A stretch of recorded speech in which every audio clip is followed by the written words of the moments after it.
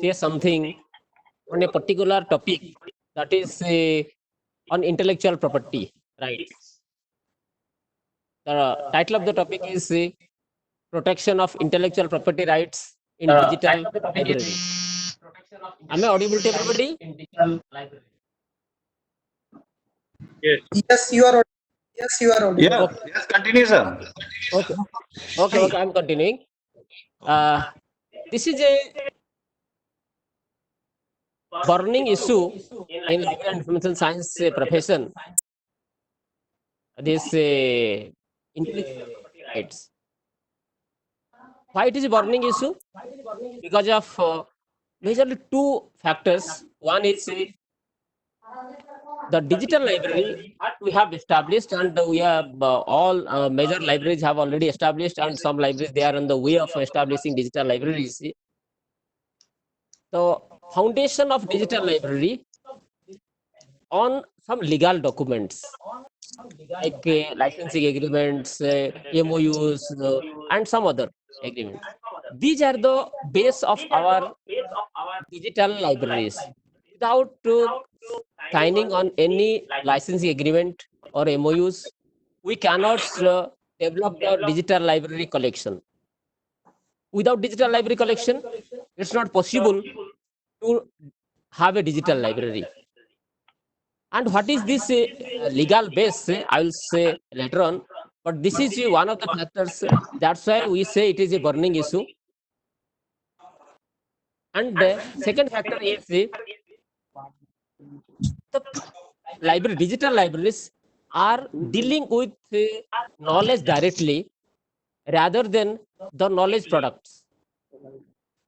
And earlier in our traditional libraries, we used to deal with knowledge products, and our users were also they are coming and demanding the source of information. But now, instead of asking for the source of information, our users are demanding how knowledge can be provided directly or information can be provided directly to the users, because that would be useful for them. Without spending much time, they would go to the content itself. These are some of the factors which really makes a challenging task for we people, for we librarians. Why some problem is there in my video? Okay. That's why it is a burning issue, and some other factors are also there. But the major issues is this one. Knowledge, we are dealing with the knowledge directly. Knowledge is a factor of production. Knowledge is a factor of production. It is sellable. It is purchasable. It is means useful for production, and it is communicable to others. It is repacked, and in some different ways, knowledge is sold and purchased. No more it is knowledge is viewed as valued as a gift or a guru dakshina, what we normally say, the symbolic cost of the information or knowledge. Rather, knowledge is a prized product. And the modern economy, world economy will see the backbone lies on the knowledge. And how it is, how knowledge, that I will tell you later on. The innovative knowledge, the creative knowledge add value to the products. And the products, producing agencies, the factories, the companies, they are more relying on the innovative or creative knowledge to give some value addition to their product, so that their products would be better than others in the market. This is how the innovative creative knowledge is valued. And this creative knowledge in any company or in the mind of a human being, or it is in the R&D of any factory, that is to be protected. Unless it is protected, it can be misused, and which will lead to some financial loss to the factories or companies. That is why this innovative knowledge has to be protected. That we the particular knowledge, that creative knowledge, which is the come out of the R&D of any producing agency, that is called the intellectual property, because it is the creation of human mind. It's not a physical property, it's a intangible property. It's not visible like other properties, like the building or car, table, chair, whatever we see. That is not in that form. This intellectual property comes out or exists in the world. Rather, it is not visible. And how to give protection to this invisible property? That is the challenge of the society. And to give the due credit to the that knowledge creator, or to give protection to that knowledge creator, some laws are there in different countries. In all countries, they have their own laws for the protection of the creative mind or the creative knowledge of human being. That particular right is called intellectual property right, which lies with the that knowledge creator. And this particular intellectual property right, which is a legal right of human being, how it is related to library, and how it is important for we people, we modern librarians, how far it is sensitive for we people, that I will discuss here throughout my presentation.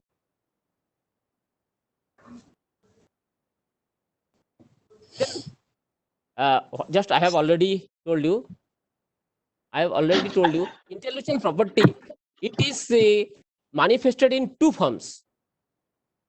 It is manifested in two forms. One is industrial intellectual property, and another one is copyrighted intellectual property.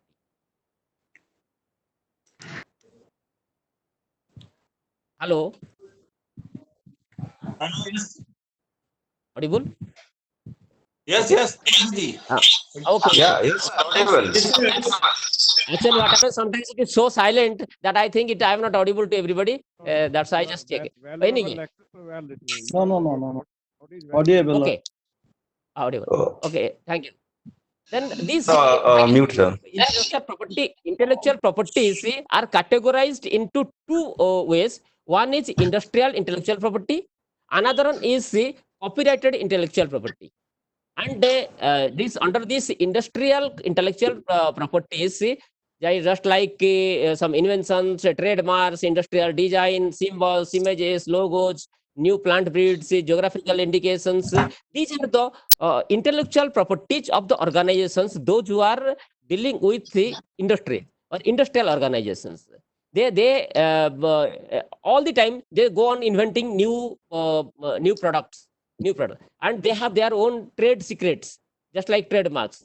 They have their industrial unique industrial designs, unique. They have their own symbols, images, logos, which are patented. The new plant breeds, the variety of different plants they produce, hybrid plants, they go on producing. And some geographical indications, what we say, GI tags. These are the industrial intellectual property, because that is not in the common society. It is not produced. Rather, it is produced in the R&D, research and development unit of the concerned factory or commercial organization. And the products like inventions means it is to be patented. That patent, that trademark document, that industrial design document, all these documents are not commonly available, and it's not available in common libraries. That the libraries which are connected or established in those factories or in those commercial organizations, they deal with all these intellectual properties. and outside their purviews, libraries they also do have all that, but with some restrictions they make all this usable by their users. And second category is that is copyrighted intellectual property. This is our concern. This is our concern. This is why I say this is our concern, because it is everybody, every library is related to this copyrighted intellectual property. This is what are the coming under this copyrighted intellectual property? Literary works such as novels, poems, plays, reference work, research monographs, newspaper articles, and so many other literary products.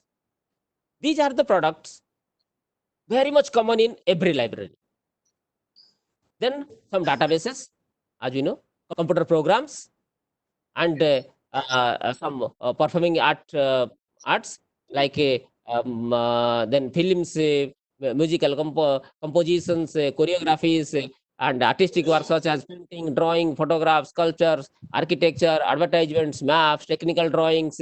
Yeah, these are the documents. These are the intellectual properties. These are intellectual properties which are copyrighted, and it is the common man in the society can have all this. The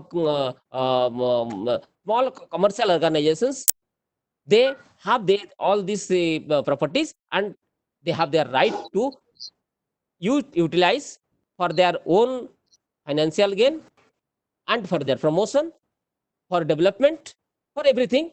They use these properties, and they sell it. And as a librarian, we accumulate all these intellectual property, and they store in our libraries for the use of library users, for the use of society.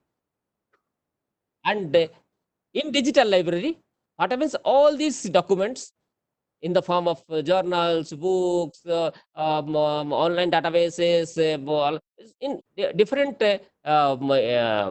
digital forms, these are available in market. We are procuring all them and having in our library. And all these intellectual properties that are categorized in different forms like patents, trademarks, copyright, plant breeds, utilities, and model design, geographical indications, trade secrets. All these are, and these all these intellectual properties are protected by different laws like patent law, trademark law, copyright law, plant breed law, trade secret law. These are different laws, and every country have their own civil laws for protection of intellectual properties. These are the laws existing in India, like Intellectual Property Acts enacted by India, just like Copyright Act 1957 and Patent Act 1970, Trademark Act 1999, Geographical GI Act, that is 99, then Integrated Circuit Layout Design Act 2000, then the Design Act, other than computer designs, Design Act 2000, that is a special act. Protection of Plant Varieties and Farmers' Right Act 2001, then Biological Diversity Act 2002. These are different acts which gives right to or protects the right of the intellectual property holders. Okay, this is something about intellectual property. Now, let me just discuss about the digital libraries, how it is connected to the intellectual properties. Digital library, and why it is not, why it is now important, why it was not important just 2 decades before, that I will say. In digital libraries, it is very much important, because digital library base is one thing I told. Digital library base is legal base. Without signing on all these agreement, licensing agreements, we cannot procure the documents. This is one. And this collection, digital collection, either we purchase from market or subscribe or procure through a consortium mode. And second area is digitized documents. What we normally do, digitizing all those old documents in our libraries and putting it in institutional repositories for public use. And third area is open access documents. And open access documents, okay, it's a part of digital library collection, but it is not that much very prone to legal complications, because these are don't have commercial background. They don't have any commercial loss or benefit. That's why open access is very less prone to the legal complications. Whereas earlier two, one is the commercially born digital documents and the digitized documents.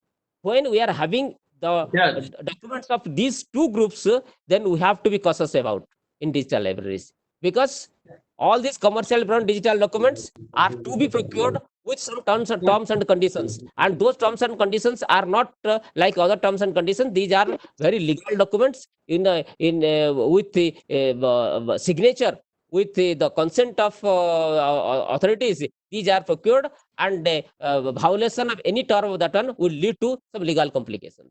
So as in digitization of the documents also. When we go for a digitization of documents of our library, then we have to also give respect to all the laws related to copyright. And second part is, in a digital library, we provide some services in a digital way. That is digital services. When we provide digital services to our users, or access policy, access to our users, that time we have to be cautious, and we have to give all those access to all those users with the framework of the law. Beyond the terms and conditions, we cannot extend the services to everybody. That is to be looked into, and as a librarian, we have to see that whether the user is violating the terms and condition of the licensing agreement. That is important one. Then another is digital technology. Digital technology we use for the promotion of this type of knowledge in library, and providing services to our users. And why it is important, let me see that why these intellectual property rights are too much important in digital library, not in traditional library. In traditional library, just some comparisons, I found out some of the points, then I jotted down here. And see, in traditional library versus digital library, in traditional library, photocopy is the only means of violation of copyright, because no other. Otherwise, reading a book and getting it issued in somebody's name, it's not violation of copyright. Whereas only photocopy, to some extent, photocopy is the means of violating this copyright. Otherwise, no other way. Whereas in digital library, all the digital documents, they are vulnerable to multiplication, multiple access, remote access, commercial access, hacking, and cyber crime. So many. That is to be looked into, and our digital library system should be that much robust. That should be robust, so to meet all these weak points. That is. And second one is access during library opening hours. That in traditional library, only opening hours it was accessible, whereas in the digital library, it is open 24/7. And in case of traditional library, hardly a book used to be used by a single user, whereas a digital book can be used by multiple users. And sometimes when multiple users use, it becomes out of our purview or our limit to have a control over them, because they are virtual users. Whereas in case of single user, in case of physical user, we have a lot of control over them. Then in case of traditional library, minimum legal complications. Hardly before 2 decades, in traditional libraries, hardly were having any legal complications. Whereas the base of digital library is on law, on legal aspect, and any violation will lead to the legal complications. Then next one is no threat to the hackers. In traditional library, there is no threat from the hackers, whereas in digital library, it is always vulnerable. And in traditional library, there is no licensing agreement, no MOUs, but whereas it is very much there in case of digital library. That's why traditional library, in managing traditional library, and giving services in traditional library, that fear factor was not in the mind of librarians, whether they are infringing the right of the these right holders. But whereas in digital library, all the time we have to be sensitive, we have to be alert, so that the right, the copyright or the right of the right holders, that should not be infringed. This is that's why it is very much important. Then here becomes the duty of digital libraries is very paradoxical, because in the one way, the right of these all these intellectual property holders to be protected, to given respect, should not be challenged, should not be misused, and on the other hand, the right of the users, that is right to knowledge, right to education, right to information, that is also to be met out. Because librarian is in that sandwich condition to give respect or maintain a balance between the right of the intellectual property right holders and the right of the users, because they both have their rights to use information, and overlapping with each other's domain would lead some complications. That's why that in this paradoxical situation, librarians used not to be there. In last quarter of this last century, to some extent it was there, but now it is very much there in library operations. Then it's not only I say legal complications are there. I have also gone through so many cases. I have seen, I have also referred so many cases where in relation to library, some intellectual property rights of the right holders have been violated, and they have gone to the court of law, and court have given justice to the. And some of the exemplaries I have cited here. Just like here, some are the examples are there. I should not go one by one, but these are there. And but here we have to remember that liability doesn't lie with this institute. If anything legal complication happens, the librarian will be held responsible, because we cannot say, we cannot take the excuse that ignorance of law, because it is a norm of law that no excuse for ignorance of law.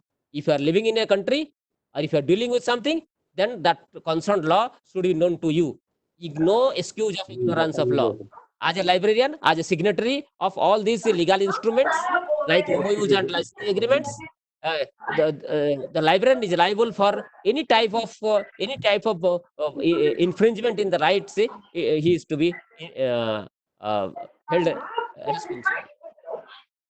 Not the institute. Sometimes institute supports the librarian. Sometimes what happens, the institute just throw it on the shoulder of a librarian. Okay, you have to reply. You have to meet all these legal complications. Then what is this infringement of intellectual property rights?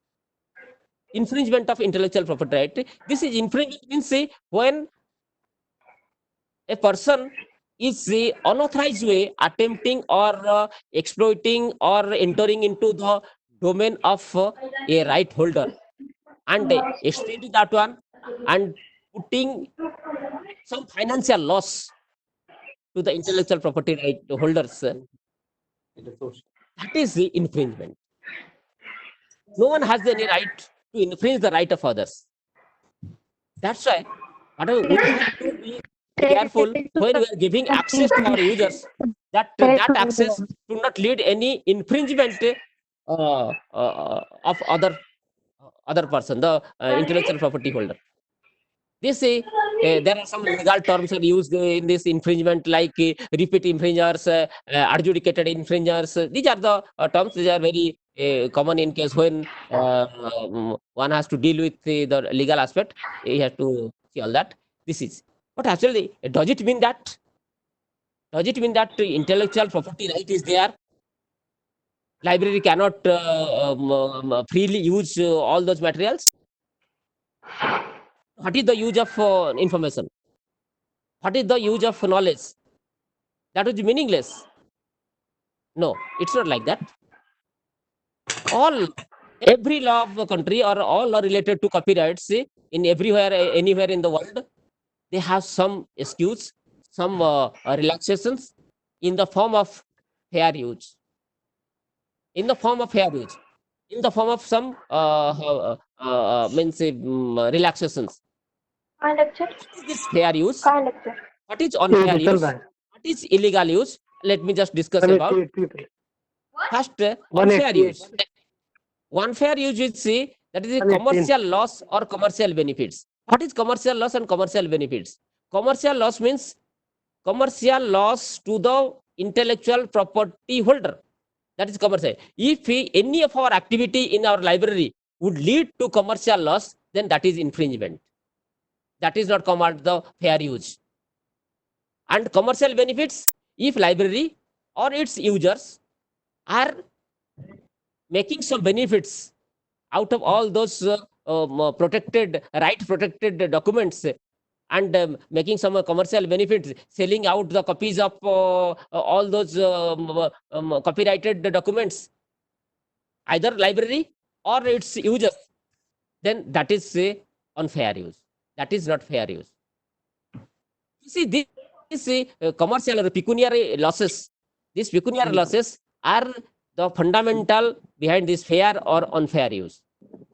And fair use and illegal use, there are also differences there. We have to distinguish fair use and illegal use. Fair use, unfair use and illegal use. Unfair use, what I say, that is unreasonable use. And unfair use, illegal use, that is when we breach the terms and conditions and give the access to some users outside the library purview, then that is illegal use. We should not, the digital librarians should not go beyond the terms and conditions where they have signed, and all those terms and conditions to be maintained. This is, if it is not maintained, it is violated, it is broken, then this is called illegal use. And the fair use, we have to discuss in detail what is fair use. Because it only with the condition of fair use, we can excuse ourselves that this is legal use, this is moral use, this is non-commercial use, that is called fair use. What is fair use? Under the umbrella of fair use, we can give all those copyrighted documents to our users for their use without any violation of law. This is fair use in India. When fair use in India means, I am talking about the Indian law, how far it has considered or what are the activities in library to be considered as fair use. And if a library is up to that level, then it cannot be called unfair use, that is a fair use. Indian Copyright Act 1957 has given some relaxations. What are those relaxations? Let me see. And that is very much useful for our libraries. One is the term of copyright. Term of copyright means how long this copyright on an intellectual product exists. And some of the clauses, clause number 52 defines that one up to the year 60 from the date of death of authors, all authors. This copyright is in existence with the copyright holders. When they die, and after the death of their 60 years of their death, then only it can be considered there is no copyright. Now it can be called as a public domain. It can be accessible, usable by everybody without any restriction. There won't be any violation of Copyright Act. Then, fair dealing. And what is this fair dealing? Fair dealing with the literary works for the purpose of private use. Then conducting some class work, then research work, criticisms, reviews. These are called the fair use. For this purpose, for private use, for personal use, one can use any intellectual property document. There won't be any hindrance at all. That would be considered as a fair use. For research purpose, for criticism, for review of any document which is having the copyright, and that is fair use. Then reproduction. then to what extent reproduction of any copyrighted work or copyrighted document is excusable? It is for the purpose of teaching, for the purpose of any curriculum work or instructional work. If it is there, then it will be called as a fair use. And normally libraries deal with this area. And for the teaching purpose or the coursework for the purpose of the students, we allow our digital documents to be used, digital or non-digital documents also used for our users. This is a reproduction. Here, the reproduction of any literary work in any number cannot be considered as unfair. Whereas if it is done for the purpose of some commercial value, commercial gain of the library, then it is violation of, it's not unfair use, it is a violation of the terms of Copyright Act.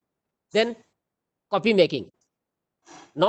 Here it is a very important thing. This Indian Copyright Act has given in one of the clauses, it has given the permission to non-commercial public library which can make not more than 3 copies of a book for use of library if such book is not available for sale in India. If it is not available in India for sale, if it is not available in the market, that not more than 3 copies we can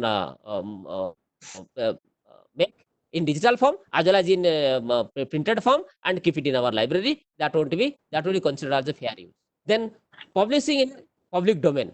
Normally what we are doing in our institutional repositories, we are just digitizing the documents and putting it in the public domain for public use in institutional repository and making it accessible through internet or from all across the world. These are how it would be whether it is how far it is fair use. When it would be fair use, when it is for non-commercial purpose. If it is a non-commercial library, and if it is digitizing document for preservation or for posterity use, but with the condition it should be complying the first clause, and that is clause number 52. After 60 years of death of the authors, all authors, if it is a joint author document, then after 60 years of death of all authors, that document can be digitized, can be put it in the public domain for everybody's use. This is called fair use. Here there is no violation of copyright. Then written permission. If while doing digitization, if the library has obtained permission from the copyright holder for digitization and for internal use, institutional use, student use, or public use, if it has got the permission, written permission, then it is not violation of any. It can be considered as fair use. And some other reasonable use of all these copyrighted documents can be considered as fair use of all those copyrighted documents. Then these are the law relaxations in the Indian Copyright Act 1957.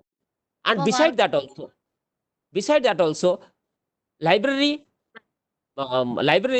have their own way of doing with dealing with all these digital copyrighted documents, and consider as a fair use. Just like allowing the library patron to use the library's photocopy machine or other equipments. If it is done, this photocopy is done within library for users for education purpose, then it is also a fair use.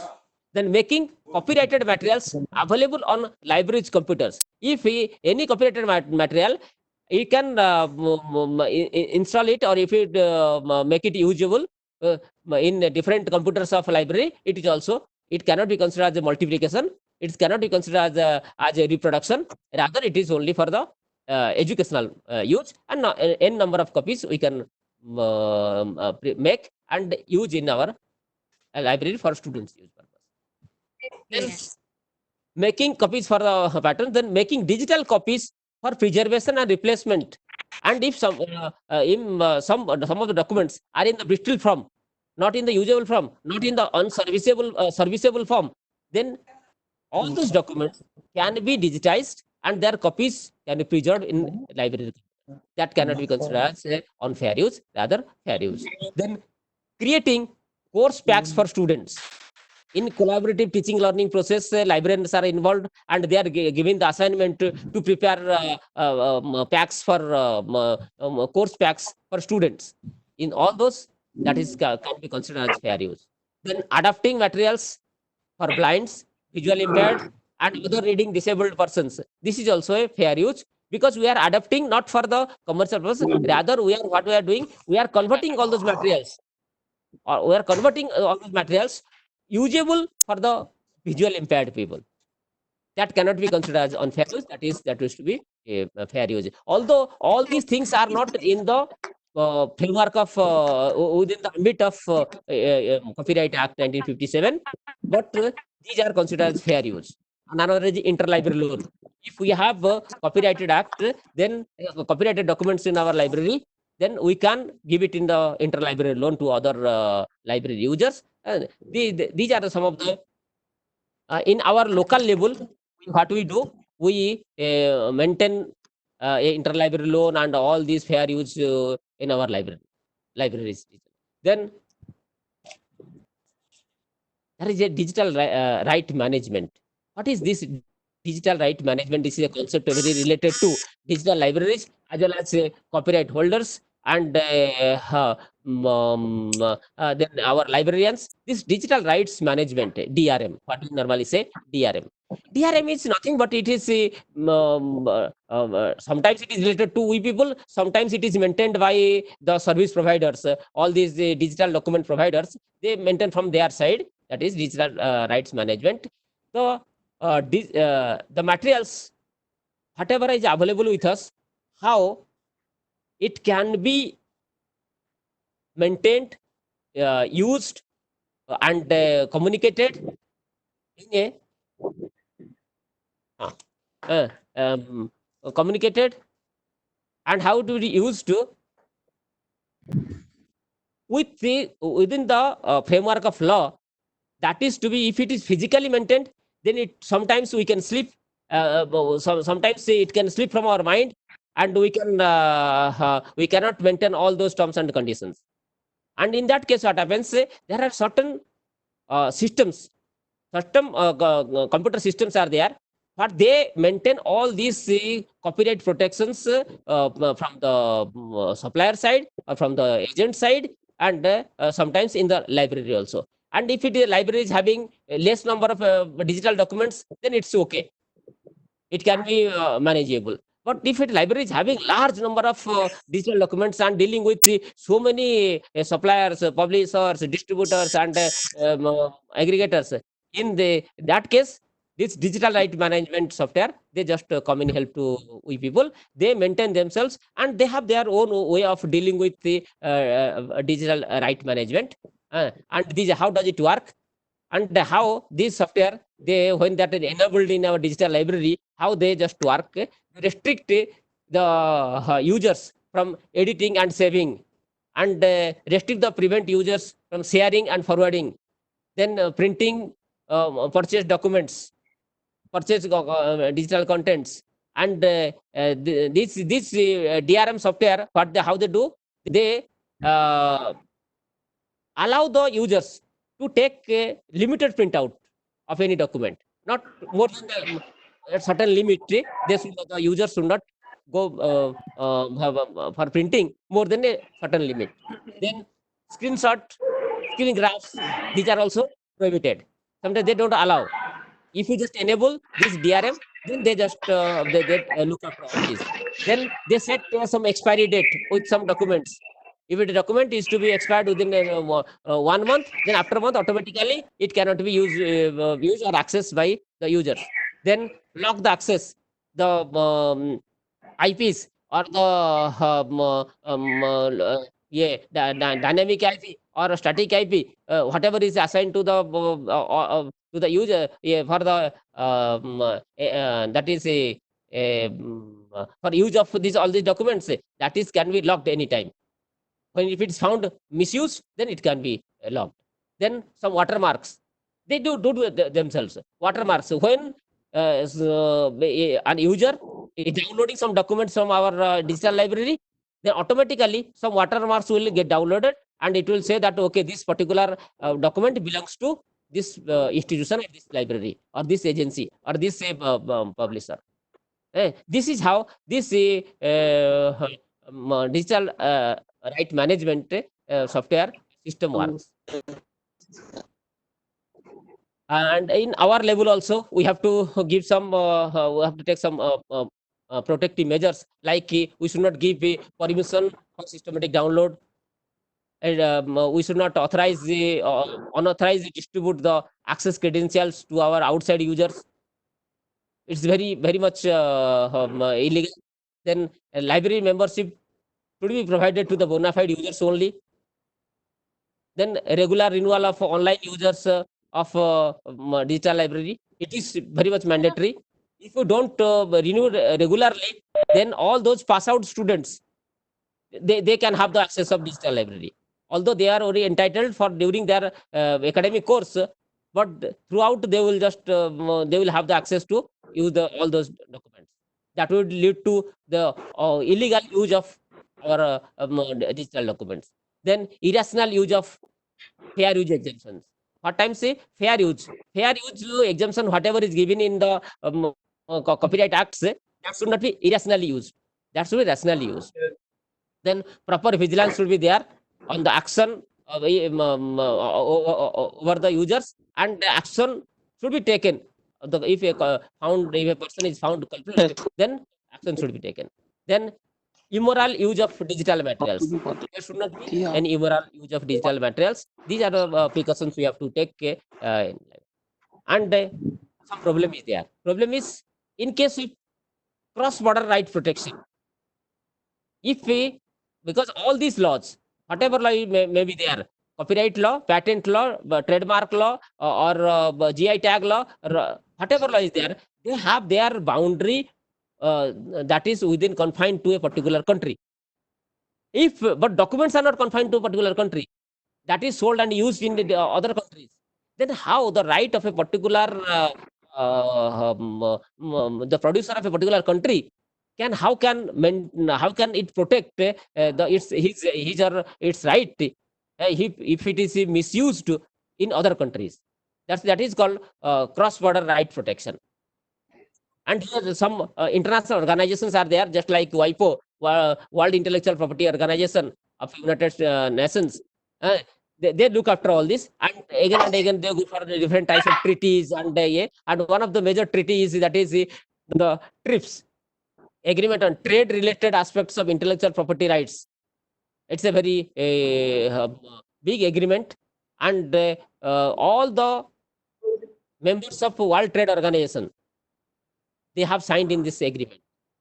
If they are country people violate the right of copyright of anybody of other countries, any country of the world, then they will give the protection, and they will punish all those violators. And fortunately, India is as a member of WTO, as a signatory of TRIPS also, and this is this something about my presentation, and I think in I tried to compile some of the facts related to this copyright and digital libraries. This is something. Okay, thank you all for your patient listening. Thank you, participants. Thank you. It's over to Dr. Pathak. Thank you, sir. Thank you, sir. Okay. I have a question. Okay. क्यों चाहिए आपको, क्यों जरूरत है आपको रखना है?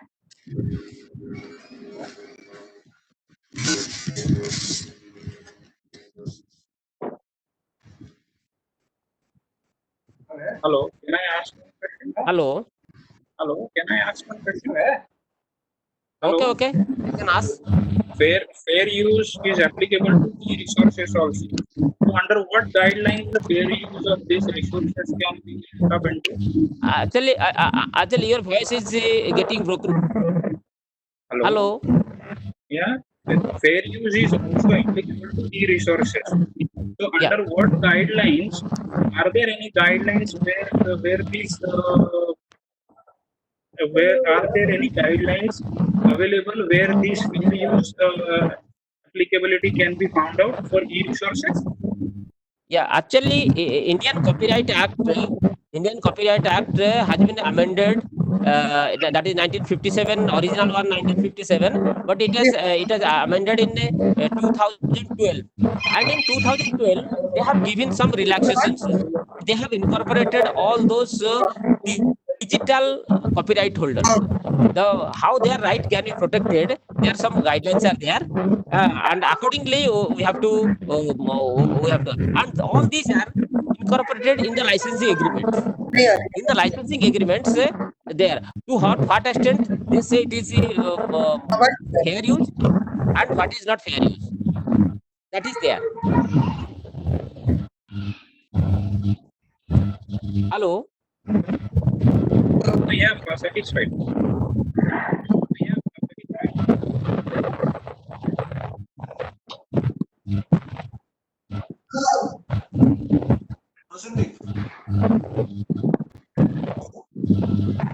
Hello. Hello. Hello. Hello. Okay, ask your question.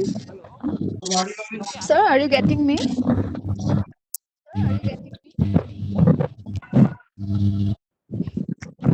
Okay, okay. Go ahead. Can you suggest one digital rights management software? Actually, there are so many. Adobe is also having digital library management software, and you can you can explore Adobe and you can go for that one. That is, and actually, normally what happens? All these service providers, those who are supplying digital documents, within they are controlling from their end. That's why we don't have to much worry about the digital right management software. If we are just doing on our own, then we have to maintain that one. Otherwise, all these service providers from their end, they are just maintaining this. You can access this Adobe one. Adobe One. Adobe. Okay, sir. They have a range of products. Hello. Hello, sir. Hello.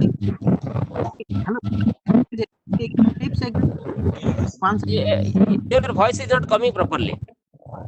Can you TRIPS agreement again? नहीं बिल्कुल नहीं आ रहा है बिल्कुल TRIPS agreement.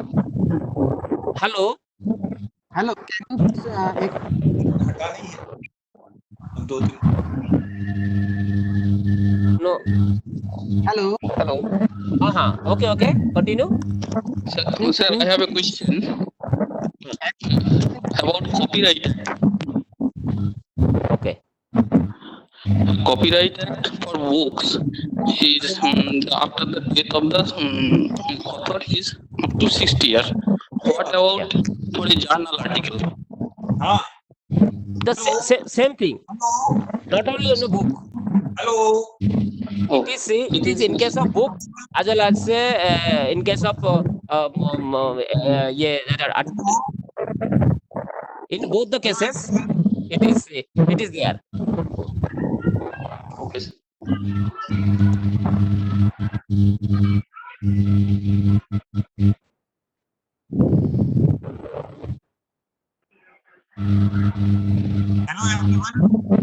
Hello Tripathi ji आवाज आ रही है? हाँ आ रहा है लेकिन बहुत तो ये हो रहा है बीच बीच में मतलब कट रहा है और कुछ दूसरा आवाज आ रहा है हमिंग आवाज.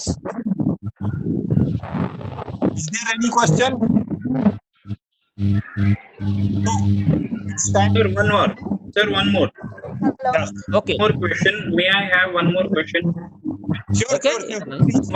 one of the PPT, one of the slide, it was written that the liability lies with the librarian. As we know that the librarian may not be knowing all the legalities whereby he might be here it is. Uh, he might not be a legal expert always. Okay. Probably he might not have completed an LLB like you also. So in that case, we might. It is always possible that we might be an ignorant to the IPR or copyright laws. Is it not necessary that for an organization to have a legal department, or even for a college or likewise, that the legal department should advise the library on what is correct and what is not correct? Actually, okay, there are two different ways.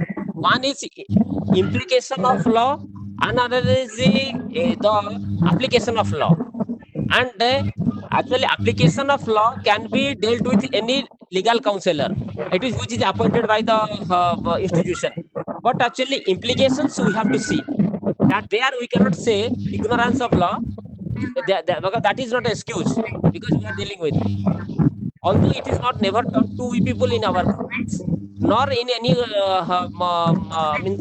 public trainings, we are giving anything, any knowledge about the copyright laws and everything. But we are supposed to know. And when we know, when we are going to the agreements, we have to go through the contents of the agreement, content of the MOUs. And there, if we we are not able to understand anything, then we have to approach our legal counselor of the institute, so that they will just explain exactly what is the meaning of all these terms and conditions. In that way, we have to be cautious. Our librarians have to be cautious. This is the challenging task for we people in the present days. Correctly, sir. Yes. Actually, fortunately, you say fortunately, we got a LLB degree. That's why I have better understand exactly the complexities of these all these. Correctly, Okay. sir. Correctly. Thank you very much, sir, for your answer. Okay, thank you all. I would like to thank Dr. Tripathi for wonderful presentation.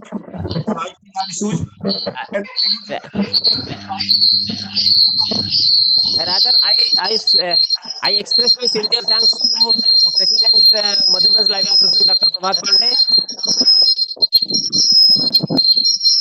who is the Would you be ADC on behalf of Madhya Pradesh Library Association. Thank you, both of you, and thank you all those participants.